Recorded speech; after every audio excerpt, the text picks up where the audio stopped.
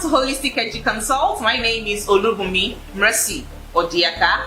If you're joining us for the first time today, I want to welcome you specially to Holistic Edu-Consult, a place where we talk on education in whole, not in parts. Yes, we talk education in whole, not in parts. Here we focus on the three domains of education, that is the cognitive, the affective, and the psychomotor. Today, we have a math guru in the house. Yes, mathematics guru. Pardon me to say, today we tagged Maths Clinic. Yes, Maths Clinic. And today we're focusing on the fun and effective ways of teaching mathematics to children. I've heard children say, math is difficult, math is not interesting, math is not fun. I don't like my math teacher. I don't like the way my math teacher teaches math. I don't even want to have anything to do with mathematics, either in primary school, secondary school, or in a higher institution. I don't like mathematics. So I hear 1 out of 100 students or pupils say, I love math. So today's episode is directed at the educators, the proprietors, and parents who are interested in knowing how to make mathematics fun for children. So in the house today, I have Miss Praise, who is a math teacher.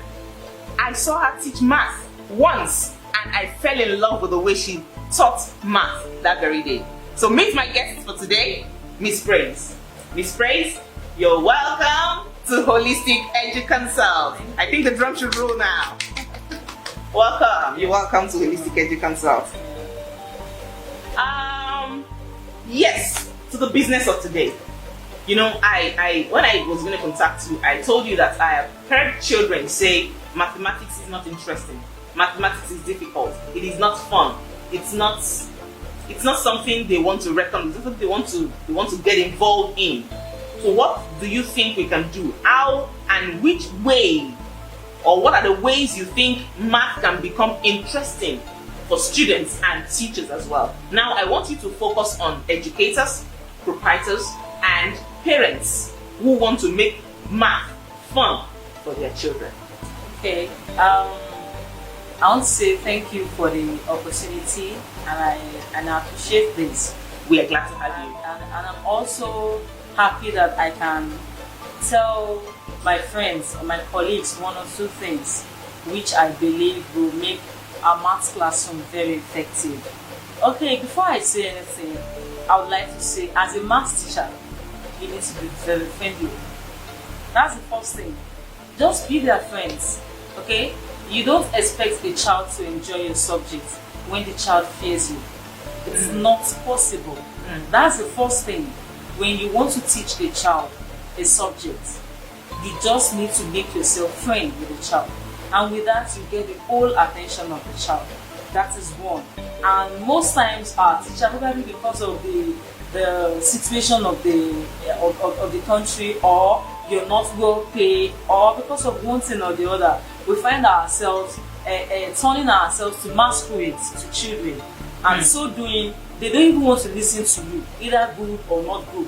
They are not interested. And by so doing, you make the subject frustrating for them, and they don't have pleasure in learning it. Number two is, you need to make your environment conducive for learning. You need to, because if actually they are all related, if you're not friendly, your environment cannot be conducive for learning. When your environment is conducive for it, that means you are giving them room for discussion. It's gone are those days when you just stand in front of the class and you say, oh, this is it, lecturing method. No.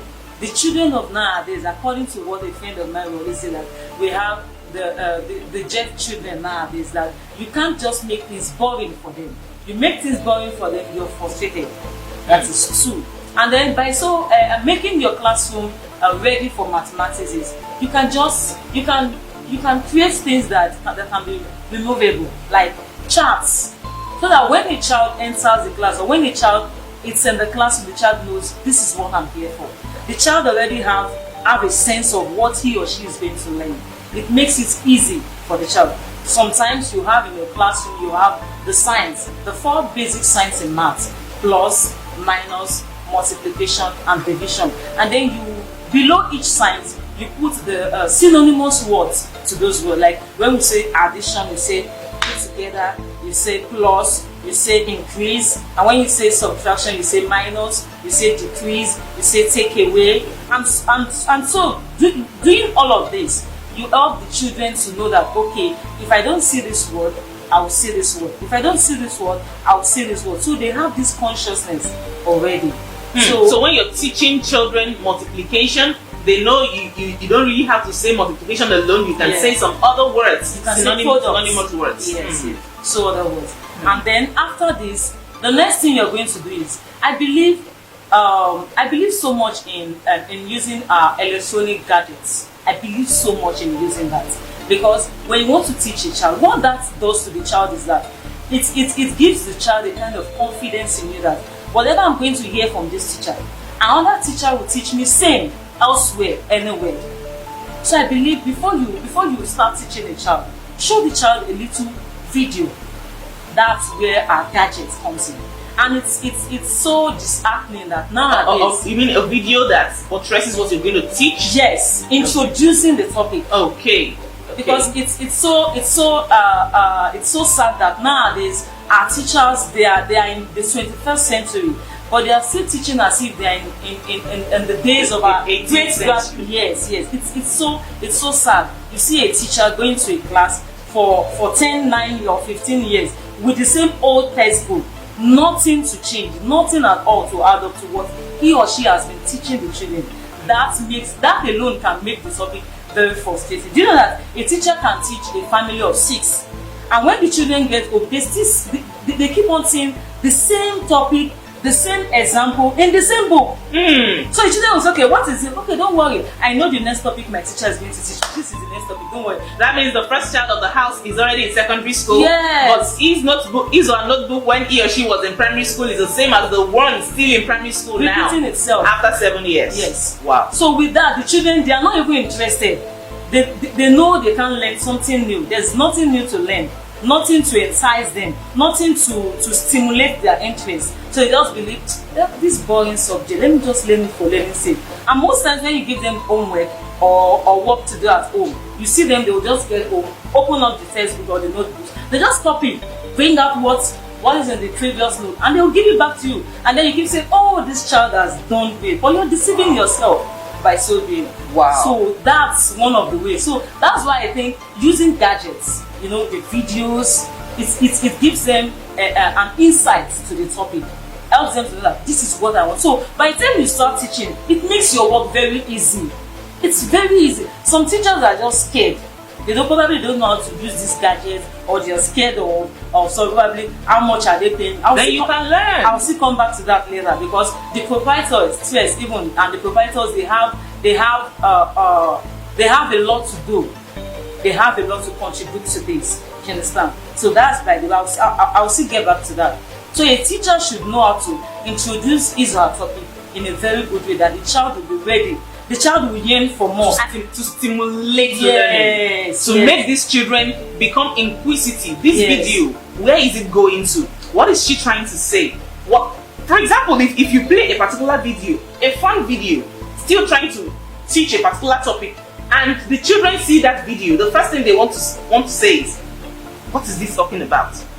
You're trying to stimulate thinking in those children. You're trying to make them think. You don't have to force them to think. Exactly, because that video is going to stimulate thoughts in them. It's going to make them think that what is this teacher trying to say today? What is the topic for today? And after that video, you can even ask them, what do you think that video is trying to teach us? They will give you the answer right away, without stress. And you will hear they will mean the same thing, but they will use different words. Their views are different. And by so doing, yourself, you are also learning from them. Exactly. You will learn. You'll be so shocked that you will learn some new things from them. And then with doing that, you know that you have more knowledge added to yourself. You're not just teaching them, you're also receiving from them by so doing. And also, you can play little games before teaching them the topic at all. You can play little games with numbers, with the topic. For example, you want to teach shapes. Okay. You want to teach shapes. Okay. You want to teach 2D shapes that are flat. Say flat shapes. You want to teach them, okay, what are these shapes? And you just show them a video. There are so many videos online. You download a video, but before you show a video, you need to watch the video yourself for you to know the content of the video. If this is what you want.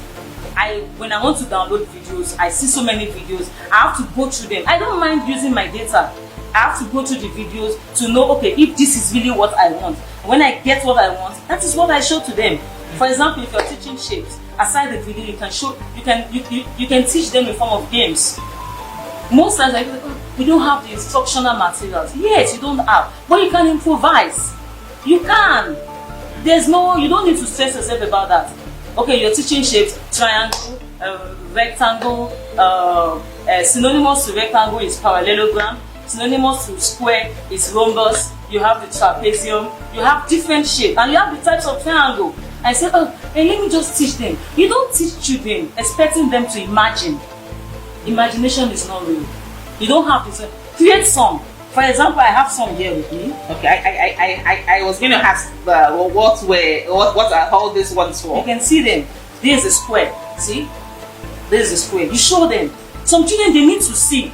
Okay. When they see it, they will learn more from seeing. So these are instructional materials? Yes, I created them myself.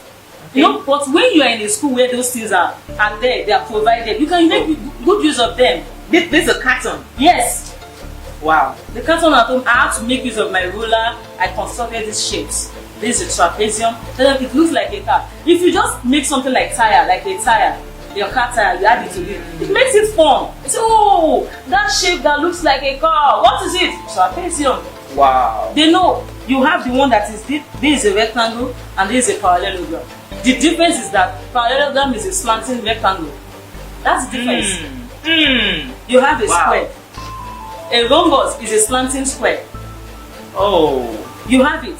And then you have your triangles. You have different types of triangle. You have the isosceles triangle, you have the equilateral triangle, you have the obtuse angle triangle, you have the right angle triangle. See, with this, you can even ask them, okay, go home, construct yours. Okay, bring cartons tomorrow from your home. You tell them this, you see them, hear them disturbing their parents. Mom, I need that carton, I need the Indomie carton. It's fun, they want to do it. And once they can cut these shapes themselves, it is registered. What are you saying? All through their life, they can just defend this. Not just coming to class and drawing these things on the board and telling them this is a rhombus. No. You make them cut it themselves. When they cut it themselves, it gets registered. Wow. They understand the concept. Wow. So with this, you are just making your job very, very simple. Learning, and you see the children next time they want, oh, it's math time. Oh, I have math. It's math time. They run to your class. They are not tired. Sometimes some educators will say you don't teach math in the afternoon, you only teach math in the morning. I bet you, if you're a good teacher and the children love you, even when you come in the evening, they are ready to receive you because they know it's fun. They know it's fun. That's that. And then other thing is that you learn to reward these children. You reward them. Okay? So before we go to that, let's try to go back to everything you've said. You said the first thing is be friendly. Yes. They must be able to relate with you. Yes. They must know that you are their friend. Yes. They must understand that this person listens to us. Yes. You play with them. You make your classroom fun. Then you said the second one is that the environment has to be conducive. Yes. The environment must be conducive. Then you said you make your class fun by having instructional materials that speaks maths. Okay, having instructional materials that speak math. Remember, not just any instructional material, but instructional materials that speak math. It must speak math. And you mentioned when you're using division, you can use some other synonymous words. Yes. Apart from division, so that once they come across this same word in another classroom, another teacher may not use divide. Another teacher may not use multiply. Another one may not use add. They may not tell you subtract. So there are some other synonymous words that you need to look out for, so that you can write them below all the signs. Yes. Wow. Okay. So. Okay. The next thing I think we should do, aside all of this, is you need to ask them questions, and while asking them questions, you learn to reward them. Now, see, if you love what you do, you can satisfy yourself with your resources. At times, say that again. if you love what you do, you can satisfy your learners with you provide those things you need yourself. Most times it is not nice. That's where I'll bring in the proprietors. Most times they expect teachers to make provisions with their own money. At times when a teacher starts doing this, or an educator starts doing this, it will get to it. It's not everybody that have, you know the way the country is. I know it's not affecting us anyway, but let's say at times it's not all the time you have that resources. It's not all the time. You don't have, but you need support from the proprietors. At times people say, okay, just do it after I'm paying you. No! You are paying them because they came to work for you. You are not paying them for the extra activities, extra job they are doing. So you mean to say that support from proprietors can contribute to fun and effective ways to teach? Of course, yes. The data, the proprietors, the owner, the school owner should provide sufficient data. When they have data, they will not grumble to do this. That is one.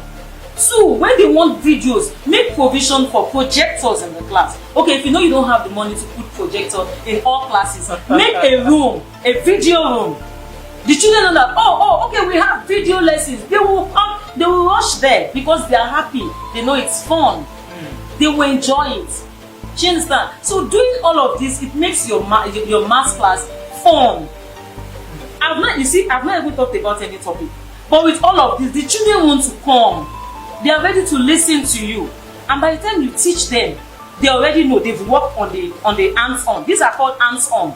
They've worked on the hands-on. They know what they are expecting. So it will be easy. They will what do you mean by hands-on? You know, they are working with their fingers, their hands. So see, that talks about the psychomotor. Yes. Okay. Like whatever you create with your hand, you cannot forget. It's not possible for you to forget. You can replicate the ideas over and over and over again.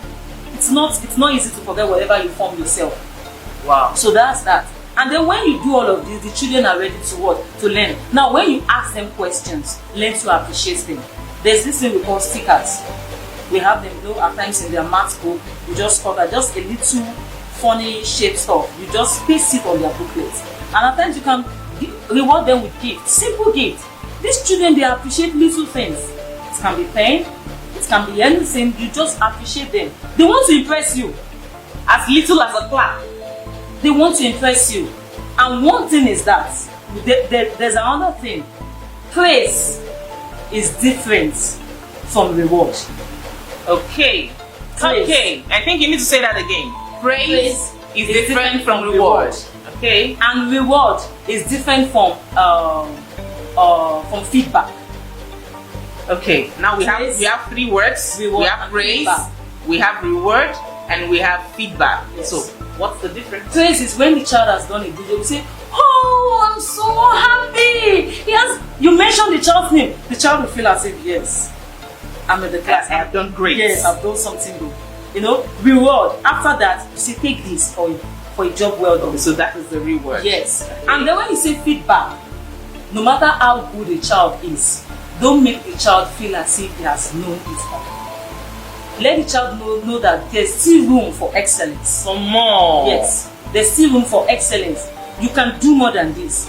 You can put in more effort. You can do more. You can explore. So by so doing, you tell the child, you can ask me more questions. If you know you are some things are getting you confused, ask me more questions. I explain to you. You are building the level of excellence in your child. I think this cuts across all subjects. Yes. You know, I brought you here from mathematics, but I think you're already giving us a lot of tips for educators to understand what it means to be an effective teacher in the classroom. For effective teaching and learning to take place, these are some of the things you must put in place.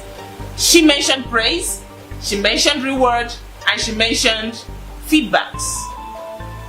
Praise, tell that child, "Wow, John, you've done so well. Everybody in the class, please clap John." Wow, that was excellent. For a job well done, please have this pen as a reward for a job well done. Then you tell the child, oh, you have done so well, but you can always do better. That will make the child understand that he or she has room for more. You can do better, you can become more, you can learn more. There is still room for you to learn more. I hope I'm correct. Yes, ma'am. Okay, so note that praise, reward, and feedback. As you can see, I'm here learning too. I'm learning. Praise, reward, and feedback. And also, these three elements can also help in your class control. Children, they don't like to be set aside. When the class, at times when the class is fun, children, you can't steal their childhood away from them. Once in a while, the class might be noisy. Ah! What do you do? Okay, if you disturb my class, I won't give you this. They want that thing from you, so they will obey you. You don't have to swing your voice, keeping them calm. Will you stop that? Stop shouting! No, you don't need all of that.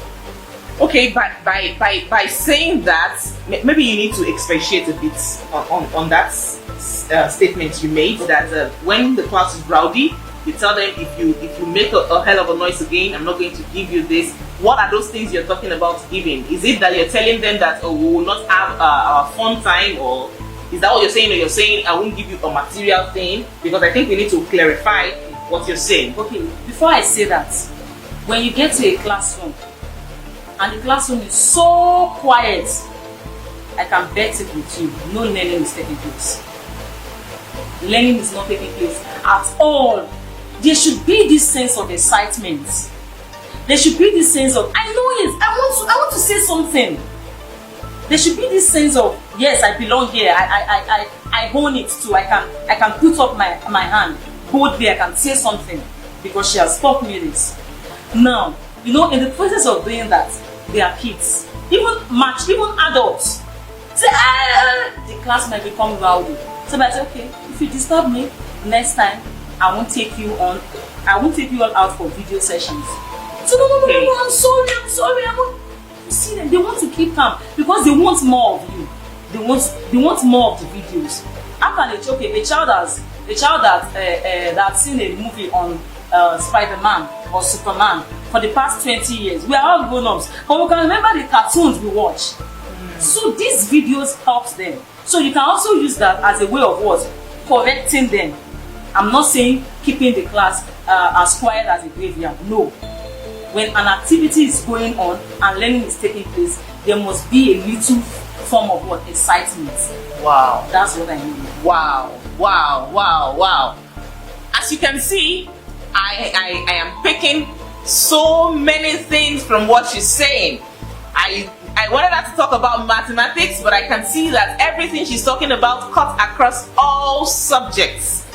That means if I can apply them to mathematics, I can also apply them to other subjects. So as an educator, not just math teachers now, you can apply all of these rules, all of these strategies that she has mentioned to make your class fun and effective, that children want to learn from you. That once they hear it's time for Ms. So or Mr. So-so-so's class, they are so interested in being in that class. Not that they will grumble and say, oh my God, this man is coming again. I'm sure that is trying to resonate. That is beginning to resonate in some people's head now. When you hear your teacher coming in secondary school those days, you just say, hey, this man has come again. Is that what your students or people say today? If they say that to you, then you are still doing the same thing your teachers in secondary school or primary school then were doing. So that means you need to change your strategy. So use this fun and playful and effective ways of teaching that she has mentioned to us today. She mentioned you being friendly, your students being able to talk to you, they being your friends. She mentioned a conducive environment, conducive classroom environment. She mentioned charts, instructional materials. Those are the things that she has mentioned so far. And she mentioned the use of praise, reward, and feedback. I can't forget that because I'm hearing that for the first time. Praise, reward, and feedback. Okay, Miss Praise, I know you have plenty in your well of wisdom to give to us today, but I think I'll just give you about 3 minutes to wrap up, because this session is coming to an end very soon. Okay. So wrap up. What are the ways? What are the ways we can now teach mathematics to secondary school students? You know, they are a bit grown up. They are not like the nursery students or nursery pupils or primary pupils. So what are the ways, apart from those ones you have mentioned, is there any other way you think we can incorporate these secondary school students into fun and effective ways of teaching mathematics? The truth is that whatever you learn in your secondary school classes is just a repetition of what you've been learning in your primary classes. So if the primary teachers can get it well, when you get to the secondary school, you don't have any issue. You just keep remembering the fun you had in primary school and you keep flowing with the rhythm. Wow. That statement, I think you need to say it again. Okay. I said when you're in the college and you okay, the basic thing is you just have to correct this anomaly in the primary school. If a child is in the college and the child has a good foundation in the primary school, it's just a repetition of topics or knowledge. When the child is in the college, the only thing the child needs to do is remember the fun, the good old days in primary school. Even when you meet with a boring teacher in the college, the fun in those days helps the child to just remember, and then the child will just put in what he or she has learned in the primary school into the secondary school session, and then you move on with what you've been learning. I have plenty questions for Miss Praise just from that statement, but time would not permit me to ask those questions, because that statement alone, I think we're going to dwell on it for about 30 more minutes before I can get satisfied. But Miss Praise will be back. Another session, another math clinic session. She will be back to explain to us what she meant by this last statement, that once your foundation in the primary school is solid, whatever it is you're doing again in secondary school is just a repetition, like a higher level of it. So if your foundation is strong, then you will be able to cope in college. Wow, I think I'm thinking about it. I'm trying to think about it, but I don't want to think too much. Let me thank Miss Praise first. Thank you for being here today. Thank you for honoring this invitation. Out of your busy schedule, you decided to honor this humble invitation. Thank you so much for being here. We appreciate your coming and everything you taught us today. I believe all educators listening, all proprietors listening, all parents listening, all individuals listening will put them to use. Just like I say all the time, everything you learn, you have to put to use. If you don't put them to use, you have not learned anything. Everything you learn, you must put to use. At the end of almost all my videos, I tell you, put them to use. I tell you, put them to use. Why? Because once you put them to use, it become parts and parcel of you. But if you don't put them to use, you've not learned anything. That means learning has not taken place. This is Holistic Edu-Consult, and this is our math clinic, the first edition of our math clinic, and we add this session with Miss Praise. She's a teacher, an educator, and she has been able to tell us how to make mathematics fun and the effective ways to make sure teaching and learning takes place when math class is going on. In the next session is going to be on what I tagged. Let me get that straight. The next session is going to be on what a child should know mentally at the end of every class. That will be our next session. What a child should know mentally at the end of every class. Then teaching children to love math in nursery. Like Ms. Praise said, the foundation is very important. So we want to look at how to teach math to children in nursery to make sure they love math even from nursery school. This is Holistic Edu-Consult. I am happy that we are adding value to you, and this is where we teach you cognitive, affective, and the psychomotor domain of education. Till I see you next time, my name is Olubumi Mercy Odiaka. Bye for now.